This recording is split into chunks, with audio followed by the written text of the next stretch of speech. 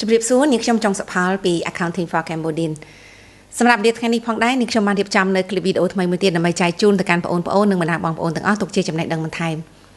សម្រាប់វីដេអូដែលនាងខ្ញុំធ្វើចែករំលែកជូននៅក្នុងវីដេអូថ្ងៃនេះដែរគឺតាក់ទងទៅជាមួយនឹងកិច្ចបញ្ជាការកណន័យមួយដែលយើងហៅថាជា Repurchase Agreement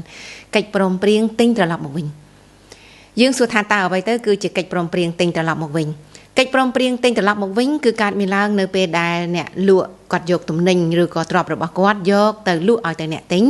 ហើយសន្យាថានឹងទិញត្រឡប់មកវិញដោយគ្មានលក្ខខណ្ឌក្នុងតម្លៃដែលខ្ពស់ជាងឬក៏តម្លៃដែលស្មើនឹងតម្លៃដែលគាត់លក់អញ្ចឹងនៅក្នុងប្រតិបត្តិការដែលតាក់ទងទៅជាមួយនឹង Repurchase Agreement គឺមានសារៈសំខាន់ហើយតាក់ទងប្រតិបត្តិការបែបនេះយើងហៅថាជា Financing Transaction ប្រតិបត្តិការដែលកើតមានឡើងជាលក្ខណៈហិរញ្ញប្បទានដែលយើងហៅថាជាកម្ចីឬក៏ជាការផ្ដល់កម្ចីចាអញ្ចឹងនៅក្នុងការកត់ត្រាជាកិច្ចបញ្ជាការថាតើយើងនឹងកត់ត្រាយ៉ាងដូចម្ដេចនៅពេលដែលកើតមានឡើងនឹងកិច្ចព្រមព្រៀងបែបនេះអញ្ចឹងរំលឹកជូនម្ដងទៀតថា Repurchase Agreement គឺជាកិច្ចព្រមព្រៀងដែលកើតមានឡើងទៅលើការទិញត្រឡប់មកវិញនៅពេលដែលអ្នកលក់យកទំនិញឬក៏ទ្រព្យយកទៅលក់ឲ្យទៅអ្នកទិញ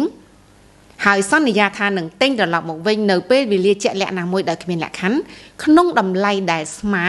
ឬក៏តម្លៃដែលខ្ពស់ជាងតម្លៃដែលគាត់លក់ឲ្យដូច្នេះថាតើប្រតិបត្តិការដែលកត់ត្រាតាក់ទងទៅជាមួយនឹងកិច្ចបញ្ជាការកណន័យបែបនេះនឹងកើតឡើងនៅក្នុងរូបភាពបែបណាហើយកត់ត្រាយ៉ាងដូចម្ដេចបន្តិចទៀតនេះអ្នកគ្រូនឹងបង្ហាញជូនទៅកាន់បងប្អូនទាំងអស់គ្នាចាសូមតាមដានទាំងអស់គ្នាចាឥឡូវនេះអ្នកគ្រូនឹងបង្ហាញជូនតាក់ទងទៅជាមួយនឹងប្រតិបត្តិការដែលកើតមានឡើងនៅក្នុងលក្ខខណ្ឌជា Repurchase Agreement នៅក្នុងនេះដែរបង្ហាញជាឧទាហរណ៍មួយឧបមាថាក្រុមហ៊ុន Morgan Ltd គាត់គឺជាក្រុមហ៊ុនដែលទិញលក់នៅបរិខាទាំងអស់គ្នាហើយឥឡូវនេះគាត់បានលក់បរិខារបស់គាត់មួយនៅថ្ងៃទី1ខែមករាឆ្នាំ2025ឲ្យទៅក្រុមហ៊ុន Land ក្នុងតម្លៃ100,000 ផោនកិច្ចព្រមព្រៀងនេះគឺក្រុមហ៊ុន Morgan គាត់នឹងទិញនៅបរិខានេះត្រឡប់មកវិញដោយគ្មានលក្ខខណ្ឌនៅថ្ងៃទី31ខែធ្នូឆ្នាំ2026ក្នុងតម្លៃ121,000 ផោនបន្ទាប់ពី2ឆ្នាំក្រោយគាត់នឹងសន្យាទិញត្រឡប់មកវិញចានៅថ្ងៃទី31ខែធ្នូ2026ក្នុងតម្លៃ121,000ដែលនៅថ្ងៃទី1ខែមករាឆ្នាំ2025គឺគាត់លក់ឲ្យក្នុងតម្លៃ100,000 ផោនចាចឹងនៅទីនេះគេសួរយើងថាតើក្រុមហ៊ុន Morgan នឹងធ្វើការកត់ត្រាប្រតិបត្តិការនេះយ៉ាងដូចម្ដេចនៅថ្ងៃដែលគាត់លក់បរិខានេះហើយដែលគាត់ធ្វើកិច្ចសន្យានឹងទិញត្រឡប់មកវិញនៅ2ឆ្នាំក្រោយសន្មតថានៅទីនេះអត្រាការប្រាក់ 10% ដែលយើងមាននៅក្នុងកិច្ចព្រមព្រៀងហ្នឹងអញ្ចឹង Morgan នឹងធ្វើការកត់ត្រានៅថ្ងៃទី1ខែមករាឆ្នាំ2025ជាលក្ខណៈហិរញ្ញប្បទានដែលគឺជាកម្ចីអញ្ចឹងនៅក្នុងការកត់ត្រារបស់យើងគឺក្រុមហ៊ុន Morgan ទទួលបានសាច់ប្រាក់ចំនួន$100,000ដែលយើងកត់ត្រាវានៅខាងឥណពន្ធនិងនៅខាងឥណទានគឺយើងកត់បំណុលដែលយើងជំពាក់ Land យើងហៅថាជា liability to land company ចឹងនេះគឺជាការកត់ត្រាតាក់ទងទៅនឹង Repurchase Agreement ចាបន្តមកទៀតនៅថ្ងៃទី31ខែធ្នូ2025ដែលយើងត្រូវកត់ត្រាទទួលស្គាល់ទៅលើ interest ការប្រាក់ដែលកើតមានឡើងដែលយើងធ្វើអាគ្រូវាទាំងអស់គ្នាអញ្ចឹងនៅថ្ងៃទី31ខែធ្នូឆ្នាំ2025យើងនឹងធ្វើការកត់ត្រាទទួលស្គាល់នៅចំណាយការប្រាក់អញ្ចឹងក្រុមហ៊ុន Morgan កត់ត្រាទទួលស្គាល់នៅចំណាយការប្រាក់ចំនួន$10,000និងការកត់ត្រា liability to land company ថែមចំនួន$10,000ទៀតដោយសារតែលុយដែលយើងខ្ចីគេមកនៅថ្ងៃទី1ខែមករាឆ្នាំ2025គឺ$100,000 ផោនការប្រាក់ក្នុងមួយឆ្នាំ 10% អញ្ចឹងពីថ្ងៃទី1ខែមករាឆ្នាំ2025ដល់ថ្ងៃទី31ខែធ្នូ2025គឺរយៈពេលពេញមួយឆ្នាំដូច្នេះយើងយកលុយដែលយើងខ្ចីចំនួន$100,000 ផោនគុណជាមួយនឹងការប្រាក់ 10% អញ្ចឹងយើងឃើញស្មើនឹង$10,000 $10,000 ផោនចា៎អញ្ចឹងនៅក្នុងនេះមានន័យថានៅថ្ងៃទី31ខែធ្នូឆ្នាំ2025គឺបំណុលដែលយើងជំពាក់ចា Land ទាំងអស់ជា liability ដែលយើងជំពាក់ Land ទាំងអស់វាស្មើជាមួយនឹង$100,000បូកជាមួយនឹង$10,000ជាការប្រាក់បន្ថែមទៀតអញ្ចឹងនៅថ្ងៃទី31ខែធ្នូ2025ចំនួនដែលយើងជំពាក់ក្រុមហ៊ុន Land ទាំងអស់គឺ$110,000ចា$110,000ឥឡូវនេះយើងនឹងធ្វើការកត់ត្រាជាបន្តទៀតនៅថ្ងៃទី31ខែធ្នូ2026ទាំងអស់គ្នាដឹងហើយថានៅថ្ងៃហ្នឹងគឺជាថ្ងៃដែលយើង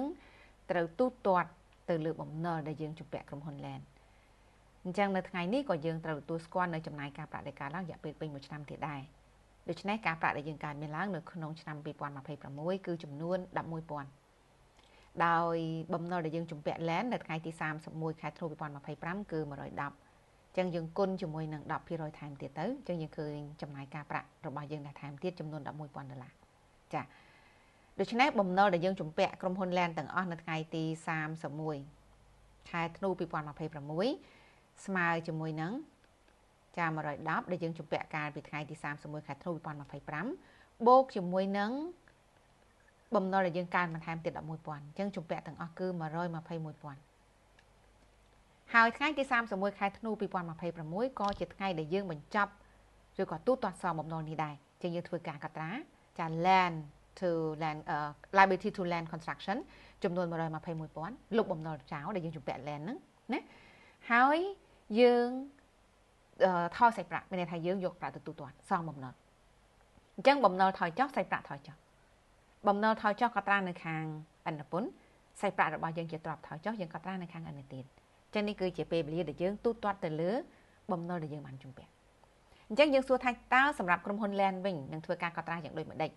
ទៅលើប្រតិបត្តិការដែលកើតឡើងនេះអញ្ចឹងសម្រាប់ក្រុមហ៊ុន Land នៅថ្ងៃដែលគាត់ឲ្យក្រុមហ៊ុន Morgan ខ្ចីគឺថ្ងៃទី1ខែមករា2025គាត់នឹងកត់ត្រា receivable from Morgan ចាចំនួន 100,000 ហើយសាច់ប្រាក់របស់គាត់ថយចុះអញ្ចឹងសម្រាប់ក្រុមហ៊ុន Morgan កត់ត្រាបានលុយនិងជំពាក់បំណុល Land សម្រាប់ក្រុមហ៊ុន Land ទទួលទៅលើការកត់ត្រា receivable ទាពីក្រុមហ៊ុន Morgan ចាហើយសាច់ប្រាក់របស់គាត់គឺថយចុះនៅថ្ងៃទី31ខែធ្នូ2025គឺក្រុមហ៊ុន Land ទទួលស្គាល់ទៅលើចំណូលការប្រាក់ដែលកើតមានឡើងរយៈពេល1ឆ្នាំចាអញ្ចឹងគាត់ត្រូវកត់ត្រា receivable from Morgan Company 10,000អញ្ចឹងមានន័យថាចំនួនដែលគាត់ត្រូវទាពីក្រុមហ៊ុន Morgan ជា receivable ទាំងអស់គ្នាគឺស្មើនឹង 100,000 ដែលគាត់ឲ្យជំពាក់កាលពីថ្ងៃទី1ខែមករា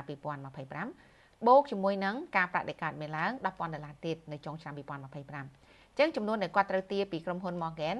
ចំនួន 110,000 ចា$110,000 ណា